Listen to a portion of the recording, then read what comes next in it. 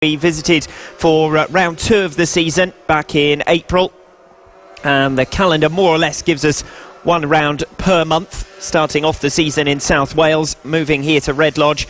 We're back now for round number 5, home being to Rowrah in Cumbria, and of course Tattershall, as Lester just explained. Currently out on the circuit for the AC40 rookies, second qualifying batch. It's 8-minute sessions that we've got to look forward to here this afternoon. The riders have already taken to the track for practice that started at 9 o'clock this morning. The first run at qualifying, which started at 10:30.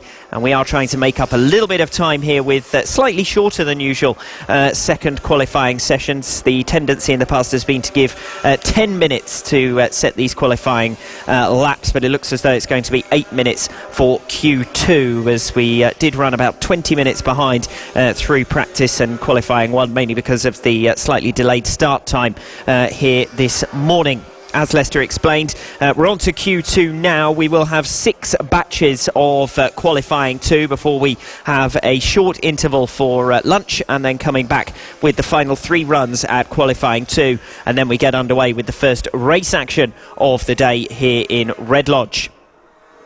AC40 rookies on the track, and well, I suppose I should explain in terms of the format. With these 2 qualifying sessions, it will be qualifying 1 and qualifying 2 combined, so the best times from this morning and the best times from this afternoon all added together to decide the grid, and those grid positions particularly vital in the FAB-Racing British Mini Bike Championship, bearing in mind that they decide grid positions not only for the first race but also for races 2 and 3, so a good grid position will follow you throughout this weekend, hence setting the best possible time is absolutely vital for riders in all of these categories. In terms of the AC40 rookies, qualifying 1 was taken by Luca Hopkins on a 54.4, and the times are pretty similar in qualifying 2. We've seen in 2017 at various rounds we've had rain, and that has often impacted things in terms of qualifying times, with one session potentially being more important than the other. Obviously a dry session basically guarantees you a better time than what a wet session would. Well, today and throughout this weekend so far, it has been dry weather.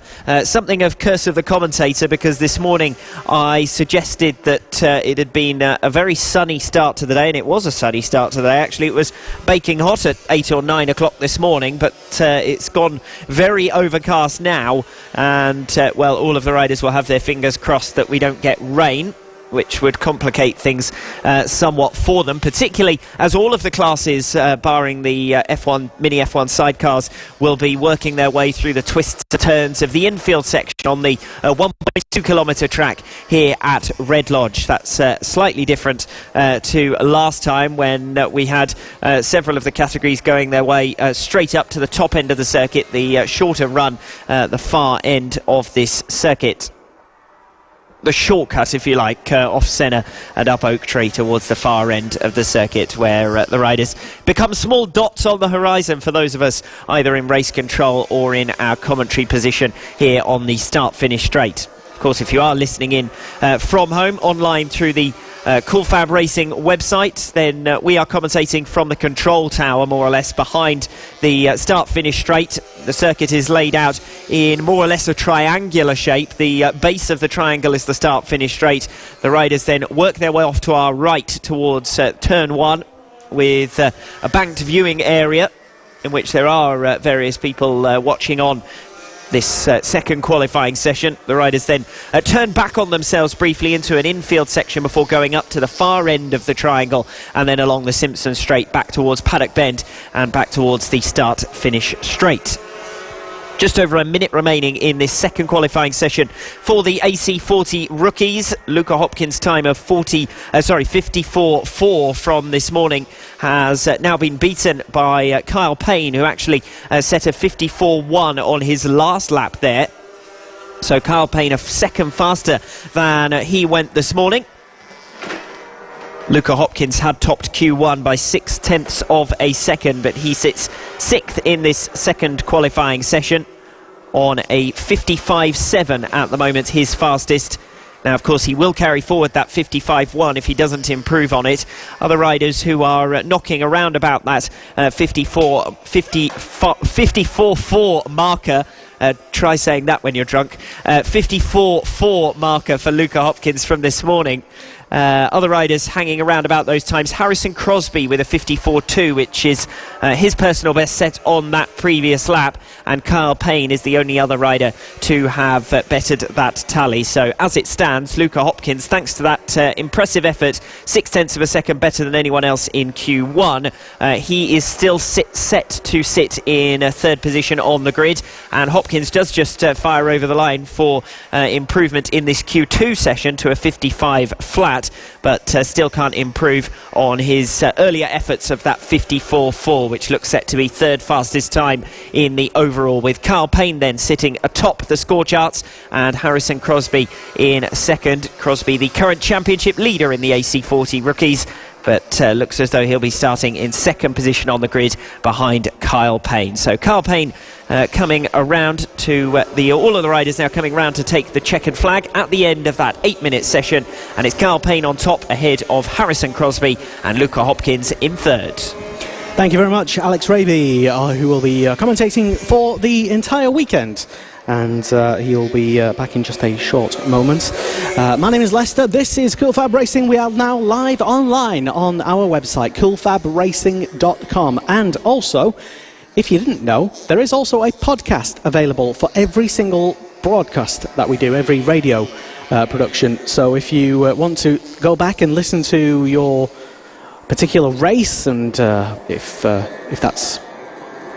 that's your sort of thing, it's right now on the iTunes podcast store thing, which I obviously listen to quite a lot. But yes, it's on there. Every broadcast, every stream that we do is now a podcast as well.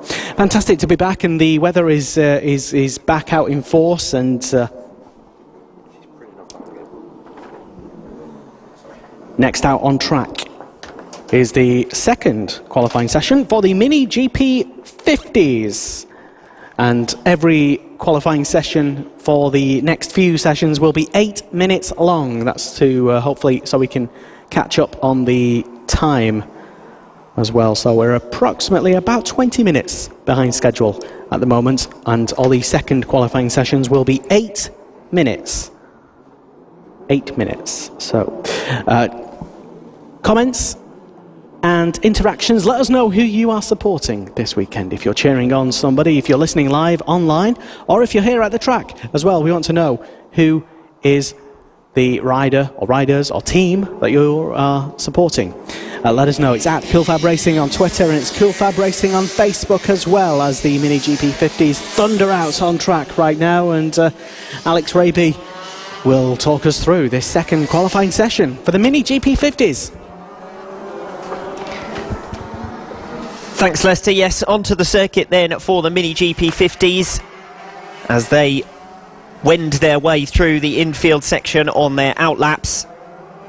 Second qualifying session for them. The earlier qualifying time charts were topped by Evan Belford by less than 1/10 of a second over Casey O'Gorman, who's been the dominant force in this category in 2017. In fact, so dominant that he's yet to drop a point. And bear in mind that there's 3 races at each round. Well, that's an impressive 12-race unbeaten streak in the Mini GP50s for Casey O'Gorman. But at the moment, he's got that 48.6 time as the target to beat, to try and move himself up into pole position at the expense of Evan Belford, who, as I said, leads the time charts.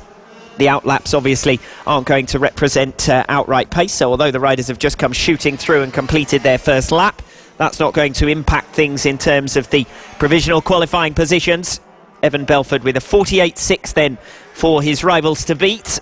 Casey O'Gorman setting a 48.7, and as I said, less than 1/10 of a second away. Then Bailey Stewart Campbell finished Q1 an isolated third, 7/10 of a second back from Evan Belford, but with over a second behind him to Emmanuel Brinton, who finished in 4th position in Q1. We'll see which of the riders can improve their times then as they come round to complete what is their first flying lap, their second full lap.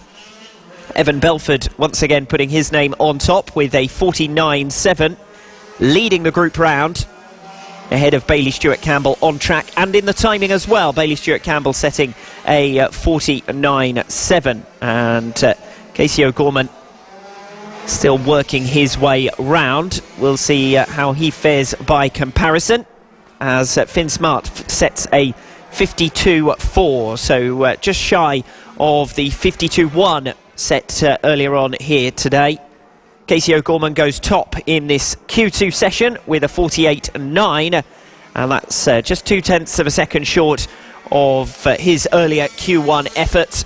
So still short of Evan Belford, who actually has just come over the line, completing his second flying lap, and it's a 48.5, so that is the new fastest of the overalls in terms of qualifying in the Mini GP 50 category by over 0.1 of a second. So early signs strong for Evan Belford on the number 52 machine, with Casey O'Gorman now having to find 0.4 of a second in Q2 if he wants to go top and take the provisional pole position in the Mini GP 50 category.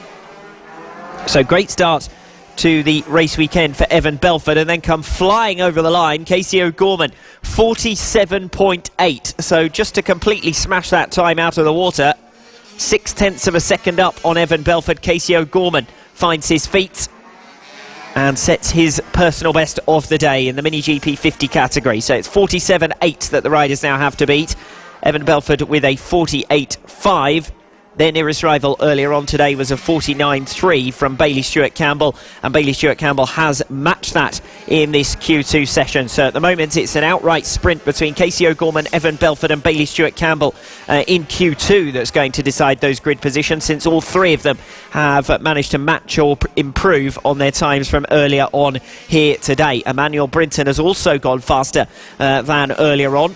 So the top four have all improved on their Q1 times here in Q2. Corey Stainer setting the fifth fastest time earlier on today with a 51.4. Hasn't improved on that as yet, a 51.9.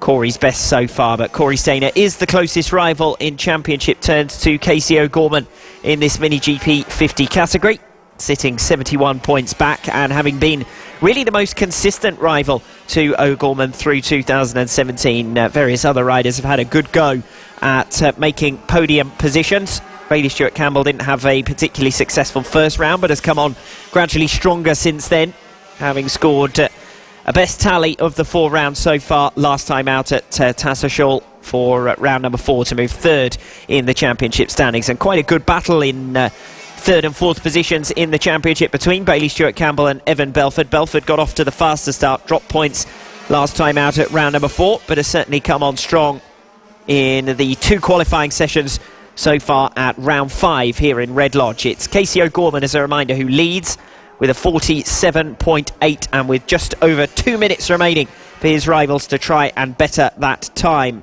Evan Belford with a 51 second lap last time around, but it's a 48.2 that is his best.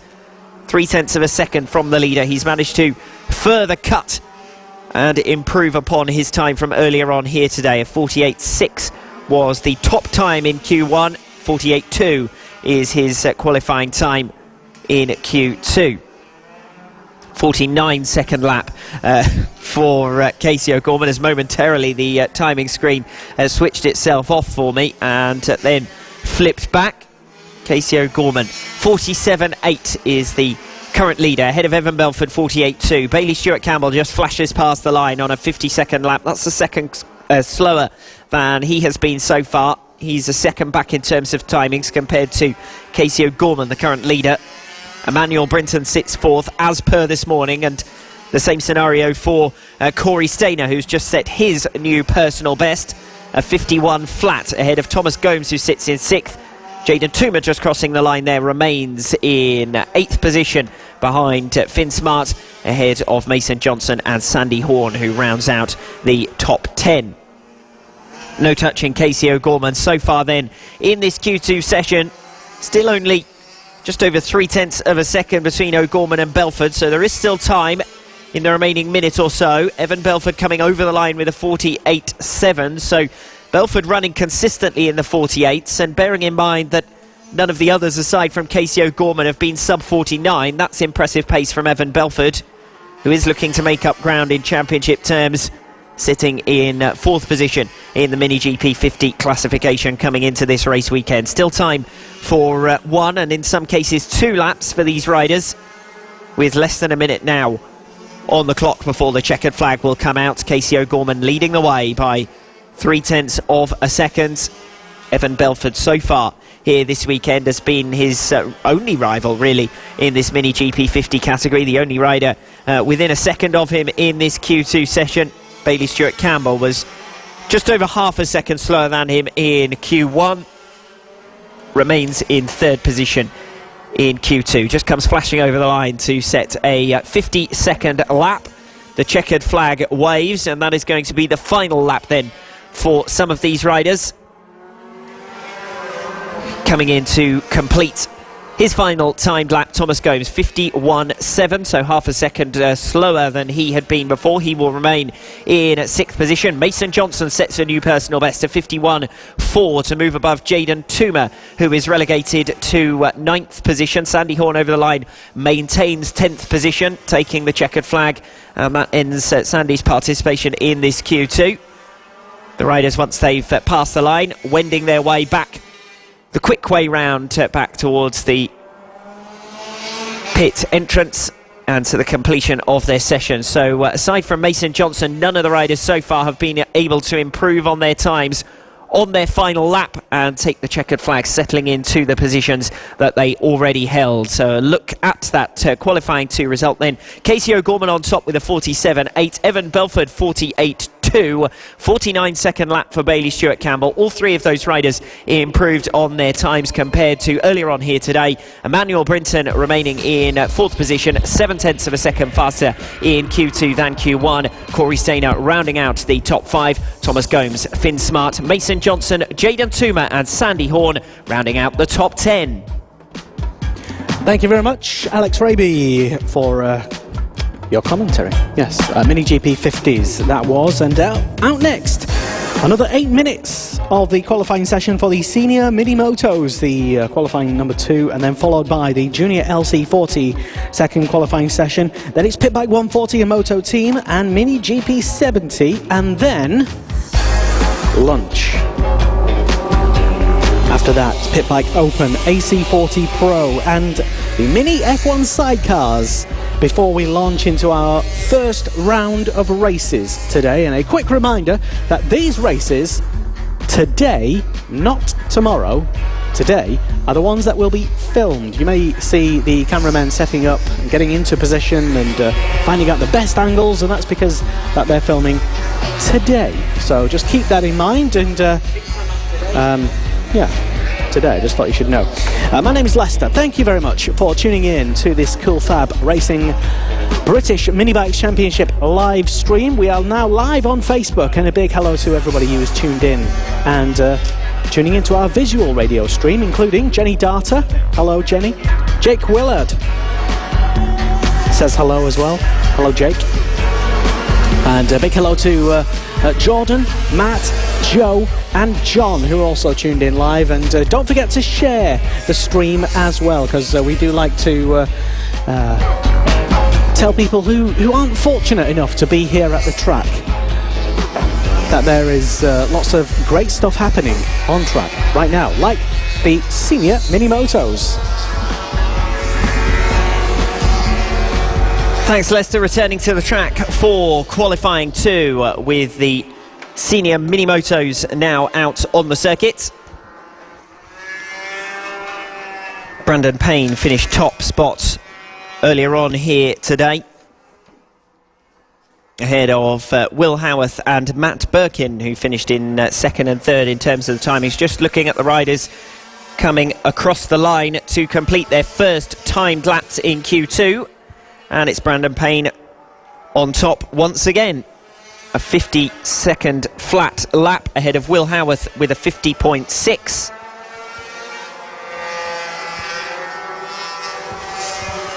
Josh Darter sitting in 3rd place at the moment, just over a second in arrears. I expect these times will probably change, with Richard Holmes-Williams actually now coming over the line to set a new fastest of this session, 49.9. Still doesn't eclipse the fastest from earlier on here today, which was set by Brandon Payne, that 49.7, which is the time for all of these riders to beat if they want to take the provisional pole position. Of course, the two qualification sessions will be combined to determine the grid. The first grid's already being calculated, of course, from the AC40 rookies, which is the first category to have had their two qualifying sessions completed.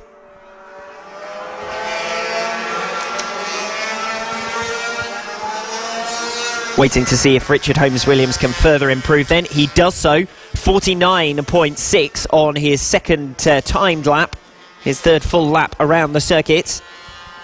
So two times have been set by Richard Holmes-Williams so far, and both have gone faster than in the 3 laps that he completed in Q1. Had a previous best of a 55.2, but clearly very much back on the pace now in this senior mini-motos category. As I was explaining, the combined times from the two sessions will determine the grid. So Will Howarth with a 50.18. Well, that's fractionally slower than he managed in Q1, so he's actually dropped into third position in the overall, with Richard Holmes-Williams moving into top spot. Brandon Payne with a 49.7 remains second, as Richard Holmes-Williams further improves that pace now with a 49.5, so clearly putting himself out as the rider to beat this weekend. 3 successive laps in which he has gone faster than his Q1 effort. Richard Holmes-Williams, 49.5 is the current leader.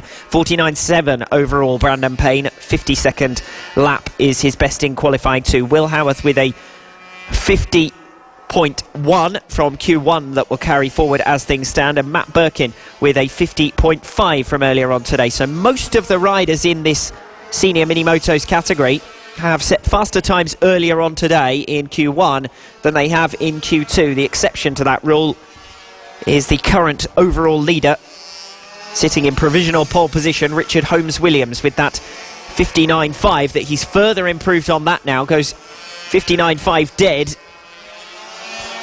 to sit over half a second clear of his nearest rival, Brandon Payne, in second position in this Q2 session. Less between them, of course, in the overall, because Payne was the top performer in Q1 with that 49.7. So 0.2 of a second between them. But on the timing screens, of course, it'll show half a second. The timing screens will show the Q2 result before they're adjusted to include both qualifying 1 and qualifying 2 to determine the grid.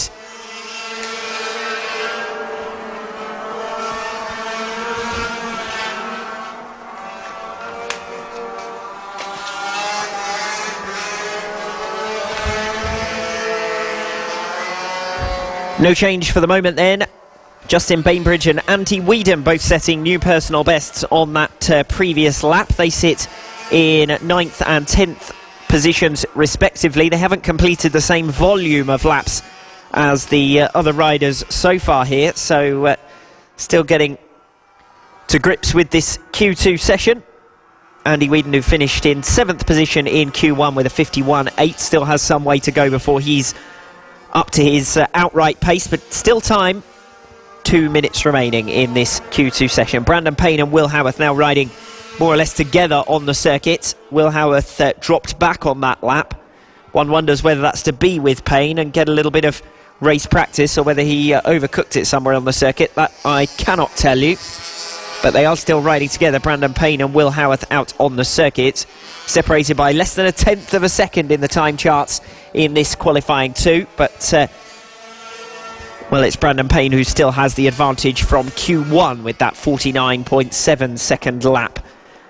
So overall at the moment, Richard Holmes-Williams leads on a 49.5. Second place is with Brandon Payne, 49.7.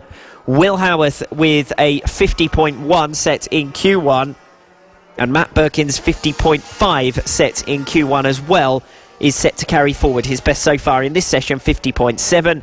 Then it's Bernie Hook with a 51 second flat in this Q2, moving himself up to 5th position. Josh Data just over the line, can't improve on his 51-second lap. We've got a real bunch of riders all pretty much together, as the checkered flag shows, at the end of this Q2 session for the senior mini motos. As I was saying, a real clutch of riders, all separated by 0.2 of a second from 5th position down to 8 in this Q2. Justin Bainbridge over the line, can't improve on that 51.5. He remains in 9th position, having finished in 9th place in Q1 as well, but he has improved on his personal best time in this second qualifying session, so that should stand him in good stead once Q1 and Q2 are merged. The last couple of riders coming over the line, and it's all change. Matt Birkin sets a 47.8. That's utterly astonishing compared to all of the other riders. And I don't know whether there's anything to that, but the timesheets are showing Matt Birkin having completed a 9th lap and gone fastest. Will Howarth and Brandon Payne both having set personal bests on the final lap as well. Will Howarth with a 49.7, Brandon Payne with a 52nd lap. So just as I was saying that everything was settling down, well, 3 of the top 5 changed their personal best lap times on the final lap. Brandon Payne setting a 52nd lap, doesn't improve on his Q1 effort, which was a 49.7, and that will still keep him above Will Howarth, despite Howard's late effort there of a 49.7. But it's Matt Birkin who comes from nowhere to eclipse his previous best on the timesheets and finish top on the provisional qualifying results for Q2. Matt Birkin, Richard Holmes-Williams, Will Howarth, Brandon Payne. And just as I say that, Matt Birkin's last lap there gets docked off the time chart. So I wonder if that was a warm-down lap where he might have taken a shortcut somewhere to give himself. It does tend to be a little bit bizarre when a rider takes 3 seconds off their previous best. And just as I was talking about that lap, it has come off the time chart. So remains to be seen what the official result will be of that second qualifying, and therefore of the provisional grid positions for the senior mini motos. Yeah, and incidentally, you can see the exact same timing screen that our commentators can see on Facebook as well. So literally, whatever we're streaming on Facebook is what the commentator can see.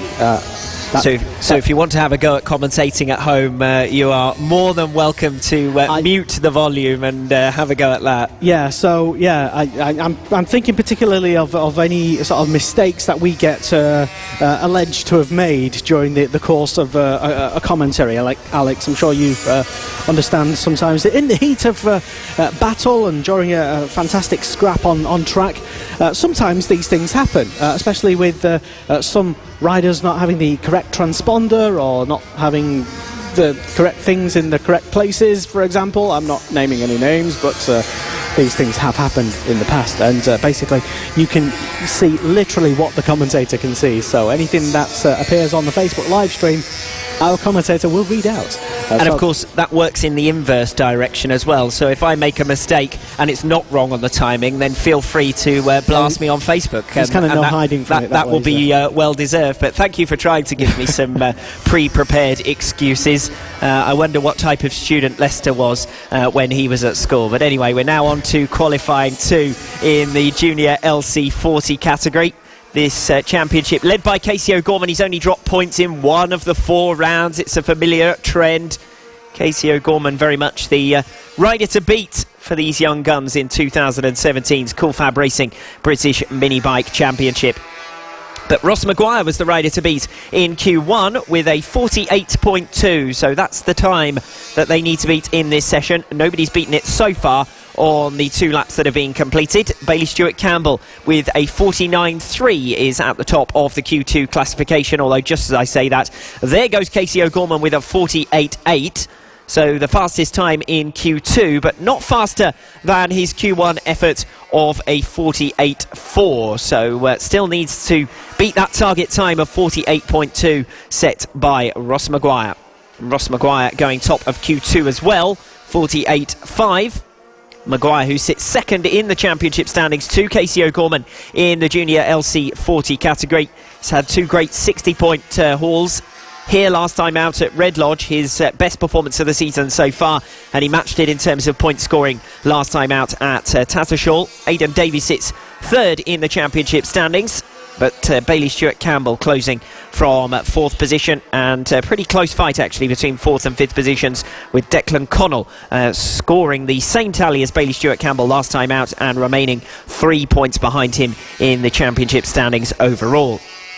In terms of the qualifying pace then, it's Ross Maguire who leads the way with a 48.5 in Q2 and is top in terms of pursuit of that provisional pole position with a 48.2 from Q1, as Ollie Walker comes over the line to set a new personal best in this Q2 session, a 49 flat, which matches his time from Q1 that left him in 7th position. So the pace a little bit slower at the moment in Q2 compared to Q1, but there is still about half of this session still remaining, 8-minute sessions, as we work our way towards the interval break, the lunchtime break, and Casey O'Gorman sets a new personal best, and that's a new personal best for the day in this junior LC40 category, a 48.3. Still not quite better than Ross Maguire's 48.2 set in the latter stages of Q1. Still time though for him to improve on that pace as he continues to run around the circuit. Ollie Walker just coming over the line with a 49.3, can't improve on his third place time from this Q2. And various riders now starting to improve on their pace. Johnny Garner sets a new personal best for Q2. He moves up to 9th in this second qualifying session. Taylor Lawrence, Evan Belford and Declan Connell all setting new personal bests on their previous lap round. Bailey Stewart-Campbell with a 49 flat there. Still slower than he went in Q1, but what I'm trying to express is that the riders are gradually building up momentum, gradually building up speed as we go through this Q2 session in the junior LC40 category. At the end of this one, we will be 2 qualifying sessions away from the interval break, with 3 of the Q2 sessions scheduled for after lunch before we get underway with the first race action of the day. Ollie Walker with another improvement in his Q2 time. Still fractionally faster than he went in Q1. But that won't have too much of an impact on his grid position provisionally. Will move him above Evan Belford in the standings. Belford sitting in 4th in this Q2. As just as I say that, curse of the commentator, Evan Belford has come over the line with a 48.9, which will improve on his previous best. Both improving on his previous best from Q1 and Q2, and moving above Ollie Walker. So Evan Belford now up to a 3rd position in this Q2 session. Still the riders continuing to improve. Ross Maguire with a 48.2 there, matching his pace from this morning and remaining above Casey O'Gorman in this Q2 session as well. So Casey O'Gorman's got his work cut out here if he wants to take pole position. Does make generally lightning starts anyway, but I'm sure he'll be aiming to be as close to the front as he possibly can be. Those grey clouds continuing to loom ominously above the circuit, and that could give us some lively racing this afternoon if they do decide to spill any drops of rain onto the circuit. Seem to remember that we may have had 1 or 2 drops earlier on this campaign in Red Lodge. Ross Maguire then, the rider to beat at the moment, with a 48.2 in Q2, matching his Q1 performance. Casey O'Gorman less than a tenth of a second behind him in the time charts. Ollie Walker with a new personal best on that previous lap of 48.8. He and Evan Belford trading times in the battle for 3rd and 4th positions. Johnny Garner's just over the line, can't improve on a 50.1. Taylor Lawrence with a new personal best last time around, a 49.2, sits in 8th in this session. The checkered flag falls. Belford, Stewart-Campbell, Lawrence, Casey O'Gorman coming over the line. Did Casey O'Gorman see the checkered flag there? I think he might have done, and if that is the case, Ross Maguire will be your pole sitter in the junior LC40 category. He was faster than Casey O'Gorman by 0.2 of a second in Q1, only faster than him by, well, a matter of 0.01 of a second in Q2. Ross Maguire can't improve on his final lap around, 49.1, so it does look as though Ross Maguire is going to be your pole sitter. Of course, that's unofficially until we've had the official paperwork that confirms the grid positions, but the timer is ticking down. The checkered flag is out, and the last of the riders are coming through to complete their timed laps. Declan Connell with a slow last run around.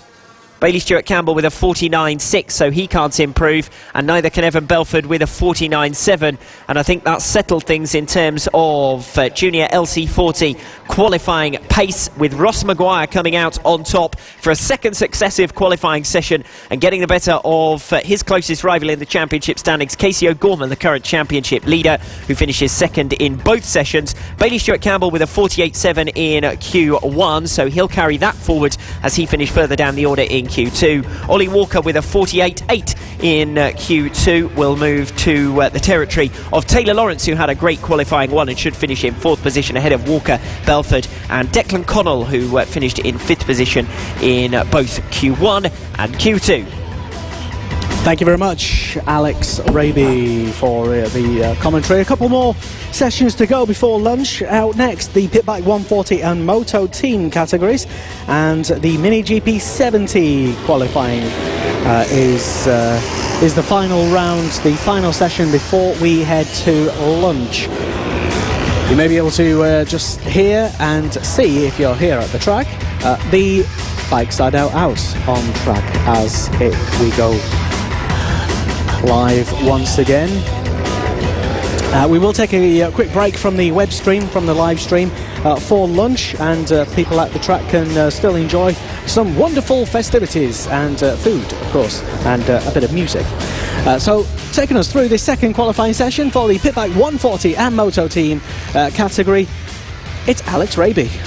I'm not world famous anymore, so thank you for the slightly less dramatic introduction this time, Lester. Saving it. Obviously perturbed you by my reaction to it last time. Okay, moving on now to the mixed grid Pitbike 140 and Moto Team category. In terms of the Pitbike 140s, Jamie King was on top spot in Q1. Alex Vella just behind, and James Blackburn third in Q1. In terms of the Moto Team category, Will Howarth holds the fastest lap from Q1 with a 50.3 ahead of Darren Anderson, and comfortably ahead of Darren Anderson, over a second in fact clear. Darren Anderson with a 51.9 and Fraser Kinnaird on a 52-second lap. So those are the target times for the riders who come out onto the circuit for the continuation of their 2017 season and the continuation of their qualifying as they look to determine their position on the grid. Jamie King then, the rider to beat, with a 48.7 in Q1, is also the current championship leader, went unbeaten at the opening round of the season, suffered his worst result of the season so far here at Red Lodge, but with his main rivals each missing at least one round of the four so far, Jamie King in a commanding lead. 87 points is that championship advantage over Ben Pascoe, his nearest rival, and James Blackburn, who has had two outstanding performances, winner and unbeaten, through the three races here at Red Lodge at round number 2. So James Blackburn, who finished third in qualifying 1, will be one of the riders to watch when we get underway with racing later on here today. Familiar name on top of the timesheet so far in Q2, Jamie King with his 50.1, but the riders are now coming through to complete their second timed lap, and it's all change with a 49.8 for Alex Vella, who moves top. None of the top riders have improved on their Q1 pace so far, but as I said previously, the riders just building it up through the session. 5 minutes still remaining for them to set improved laps, and as I've explained previously, for any of you who've just joined us, the fastest times from Q1 and Q2 will be combined, not merged, but combined. So in other words, the best time from the two sessions will carry forward to decide grid positions. This is the penultimate session before the interval break. Next up will be the Mini GP 70 riders, but for now it's the split grid of Pitbike 140 and Moto Team. So keeping an eye on two championships at the same time. I've already cast my eye over the championship standings in the Pitbike 140. How about in the Moto Team category? Well, it's the 133 bike that is out on top with 183 championship points and 70 scored last time out in Tattershall. That bike is ridden today by Darren Anderson. Fraser Kinnaird on the number 3 bike sits in second position with 146 championship points, and Keith Bolton's number 8 bike in third in those championship standings. Will Howarth has been a regular name in the Moto Team category as well, so good to see him out on the circuit on that number 96 machine that currently sits in fourth in the championship classifications, with a clean sweep last time out here at Red Lodge, with 3 race victories in class. Do see in these races that the Moto Team riders really get stuck in with the Pit Bike 140 riders quite often as well, tussling amongst one another. As I just scratched my arm on some loose metal on the table, so that's a health and safety report for to be filled in by Lester later on. Thankfully I don't have to do these things. Our health and safety man must be the producer alongside me. Looking back at the timesheets, and there's been a 45.2 set here, so since no one else has been below the 48, so I don't know whether that's a genuine time or whether that's one that needs to be knocked off the timings. Perhaps that will be confirmed to us in due course by race control. Other than that time, it's Alex Vella who is top of the time charts, and duly, just as I mentioned, race control, they're forming their due diligence and wiping that erroneous time away from the top of the time charts. So I managed to successfully negotiate that errant time and avoid making myself a little bit embarrassed up here in our commentary position. 2 minutes to go, and it's been an uneventful qualifying 2 session really for the Pit Bike 140 and Moto Team riders.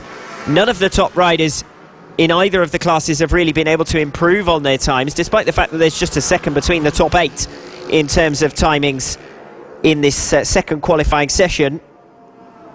Looks as though the pace from this morning has been the pace that the riders will carry forward. In fact, looking at this morning's times, 49.8 was the slowest of the top 5 riders, and here in qualifying 2 it's a 49.8 that leads the way. So there is still some pace in these riders, but they've not been able to unleash it in this second qualifying session for whatever reason. Ben Pascoe and Ian Jackson just coming over the line together there. Ian Jackson with a 51.5 earlier on here today. He's one of the few riders in the top 10 of the current standings to have improved his time. He sits in 9th position in Q2 with a 51.3, so an improved lap time for him.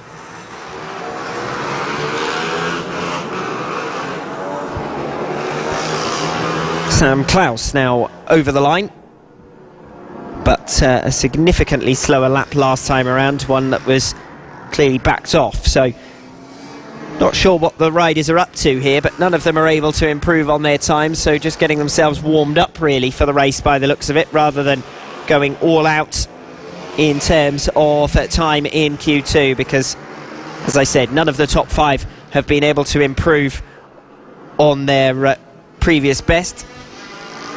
As I momentarily lose the timing up here in our commentary position, and the checkered flag is now being waved, and that will bring us to the end of this Q2 session. Alex Vella on top in Q2 ahead of James Ansell and Ryan Vickers, but in terms of the overall, it's Jamie King ahead of Alex Vella, James Blackburn, James Ansell and Ryan Vickers in that order.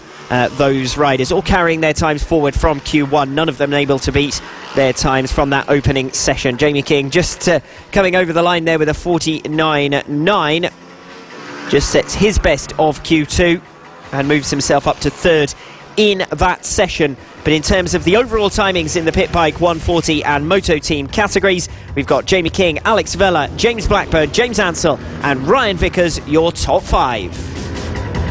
Fantastic stuff, thank you very much, Alex Raby. You can contact the commentator all day long today by either coming up to the commentary box, because we want to know if you've had a fantastic race, if you've had a fantastic weekend, and let us know either way.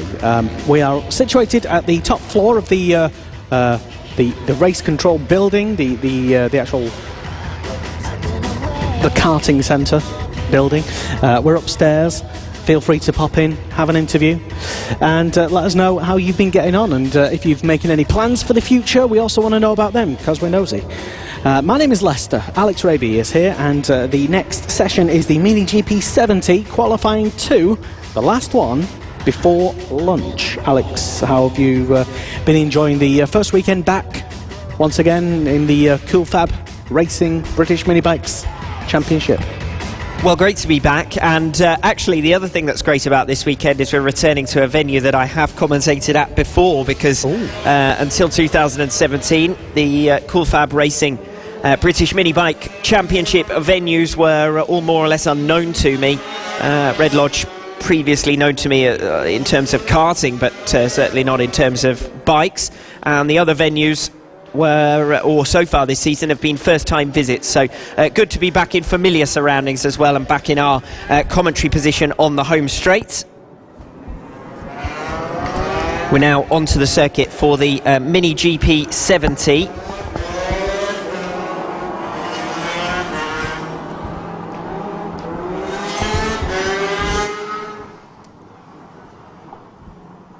Louis Rendell was the fastest rider on track earlier on here today, and we'll be looking to try and match or improve a 47.2.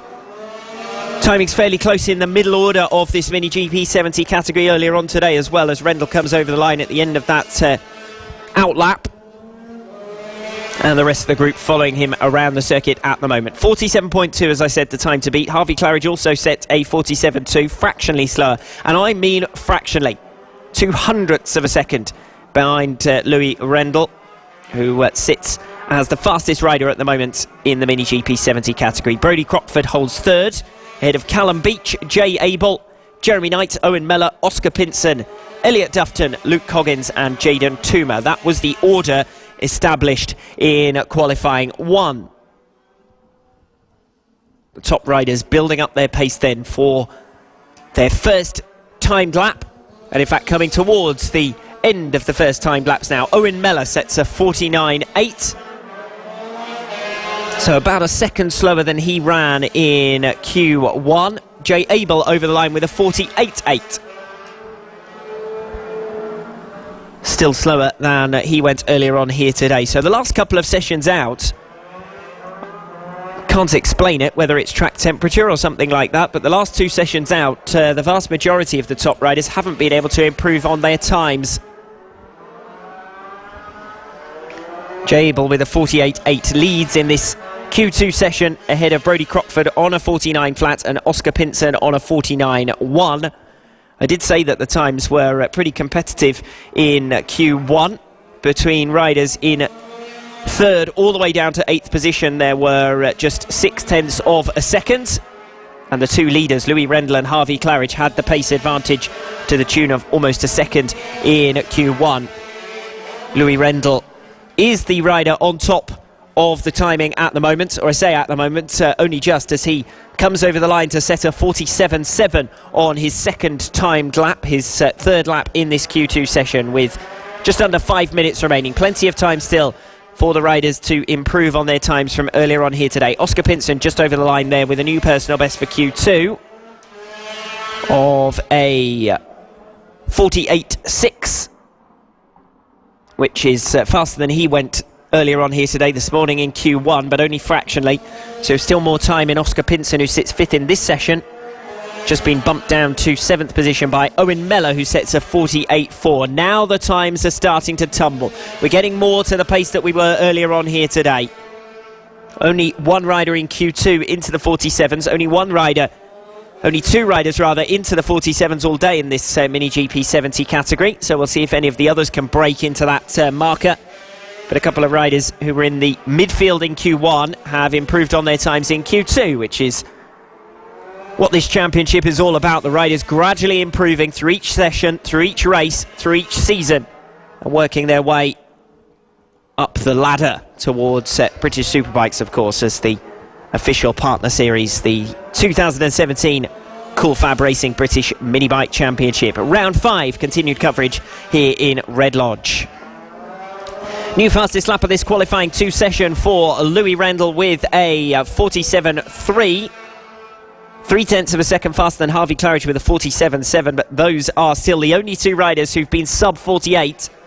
Jay Abel with a 48.2, very similar pace to what he set in Q1, which was also a 48.2. In fact, his Q1 time slightly faster. Brodie Crockford at the moment third in the overalls with 48.1, and Callum Beach also with a 48.1, fourth in the overalls. Neither have been able to improve on their times in Q2. Jay Abel still sits fifth overall. Callum Beach is now the third rider into the 47s, moves third in the provisional classification.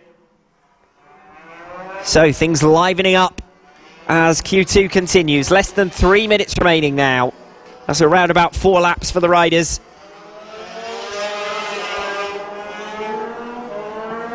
Louis Rendell actually set the fewest of took the fewest of the top riders to set his fastest lap earlier on here today, and is now second fastest in this Q2 session behind Harvey Claridge with a 47.3. So it's Rendell and Claridge back on top as they were this morning in Q1, but neither of them have improved on their Q1 time so far. They're getting closer and closer to it though.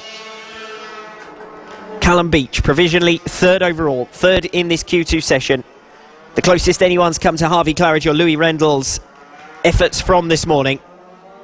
Brodie Crockford with a 48.1. He's starting to turn up the pace now a little bit. 48.3 on his last lap around as Rendell sets a new fastest lap of this qualifying 2 session at 47.2, and he's back on the pace that he set this morning in Q1. Can he go faster still? Just a 1/10 of a second between him and Harvey Claridge in this second qualifying session. Both of them gradually upping the pace as we go through. Brodie Crockford, 48 flat. That improves on his best from earlier on today. And Oscar Pinson also improves on his best from earlier today with a 48 flat. That's 7/10 of a second faster than he could go in Q1. So now the top 6 in the timing are separated by just over a second. This is the most exciting of the qualifying sessions we've had so far, with the times gradually tumbling. Louis Rendell with a 47.1, a new fastest lap of the day in the Mini GP 70 class. Harvey Claridge still second fastest overall with a 47.2 rather. Callum Beach 47.9, Brodie Crockford 48, Oscar Pinson also 48. The checkered flag falls with less than a second between the top 6. Brodie Crockford improving his time, remains in third position, above Callum Beach in fourth. Oscar Pinson can't improve on his time, 48.8 on his final lap. Callum Beach dropping down to fourth position behind Brodie Crockford.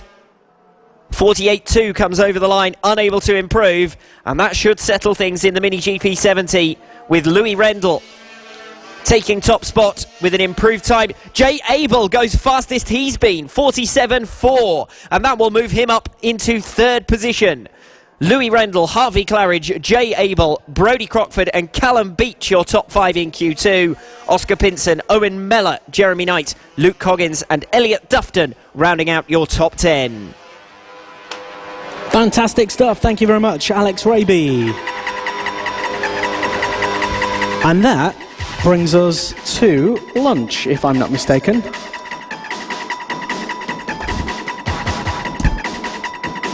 So 3 more qualifying sessions coming up after lunch. Pit Bike Open, AC40 Pros and the Mini F1 sidecars all coming up. And then we dive headfirst into the first races of the day at around 2:25 p.m. Times are provisional, just to say. So the first race of the day will be the AC40 Rookies at around 2:25.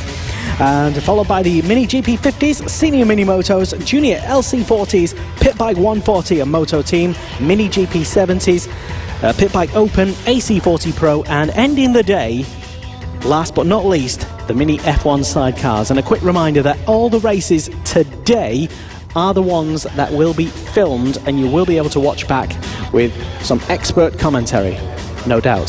So the races tomorrow, not filmed. The races today, filmed.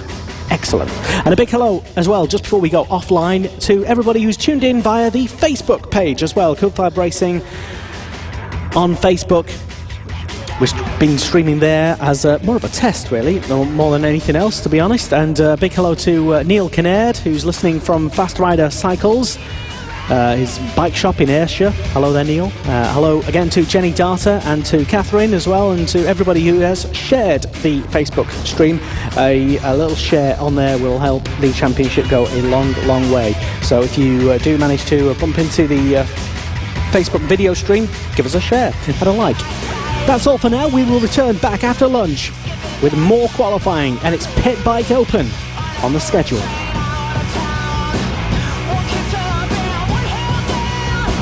The Cool Fab Mini Bike Championships, live from Red Lodge.